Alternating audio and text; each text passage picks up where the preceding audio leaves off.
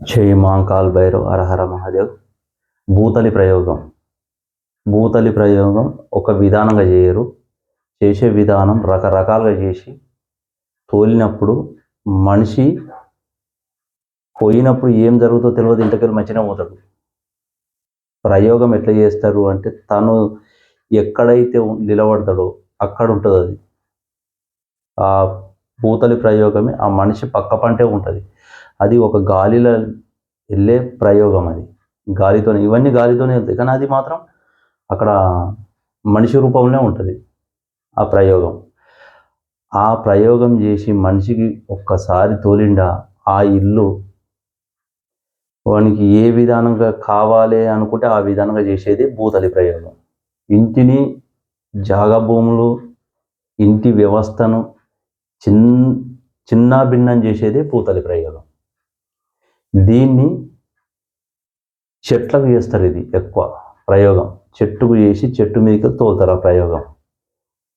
ఆ చెట్టుకు తోలినప్పుడు ఆ చెట్టు ఎట్టెట్లా ఎండిపోతుంటుందో ఈ మనిషి ఆ విధానంగా అవుతుంటాడు. ఆ విధానంగా అయి ఆ ఇంట్లో ఆ చెట్టు ఎండిపోయే వరకు ఆ ఇంట్లో గొడవలు స్టార్ట్ అవుతాయి. ఆ మార్గ మధ్యలోనే గొడవలు చాలా అవుతాయి. స్టార్ట్ కాగానే ఆ మనిషిని ఒక ప్రేత ఆ ఇంట్లోకి తోలిసి పెడతాడు. అప్పుడు ఆ చెట్టుకున్న శక్తిని ఈ ఇంట్లోకి పంపిస్తాడు.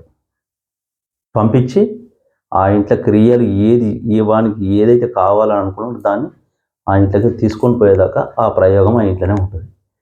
ఇల్లు నేల మట్టం అవుతుంది. ఒకరికొకరికి అసలు ఆ ఇంట్లో ఏం జరుగుతుంది అనేది అర్థం కాదు. అన్నదమ్ములు కానీ, అక్కయ్యలు కానీ, బావలు కానీ ఎవరున్నా ఆ ఇంట్లో వ్యవస్థ మొత్తం తీసేస్తాడు. ఇది భూతలి ప్రయోగం. చాలా అది నువ్వు అనుకున్న విధానంగా ఉండదు. భూతలి అనేది దానికి పెడతాడు అన్నట్టు, దానికి పేరు పెట్టి ఇంట్లోకి తోలుతాడు దాన్ని. కానీ క్రియ మాత్రం చెట్ల మీద చేసేది. ఇది చెట్లకు చేసిన విధానమే ఇంట్లోకి తోలుతాడు.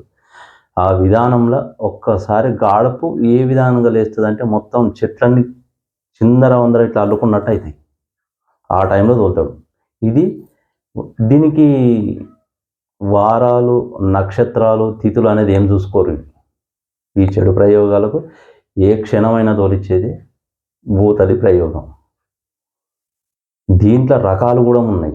ఆ రకరకాలుగా చేసి తోలుతాడు. అది ఎందుకు ఈ విధానంగా చేస్తారు అంటే మీరు వానికి ఏదో విధానంగా చేస్తేనే జరుగుతుంది అది, లేదా కక్ష కట్టి చేస్తారు. ఈ విధానంగా జరిగి ఇల్లు చిందరవందర చేస్తారు. ఈ భూతలి ప్రయోగం చాలా ఇంటిని నీలమట్టం చేసేదాకా ఇచ్చిపెట్టాడు వాడు తాంత్రికుడు. మరి వాడు చేసేటోడిని తాంత్రికుడే అంటారు, లేకపోతే ఇంకేమని మాట్లాడతారు చెప్పు వాళ్ళని.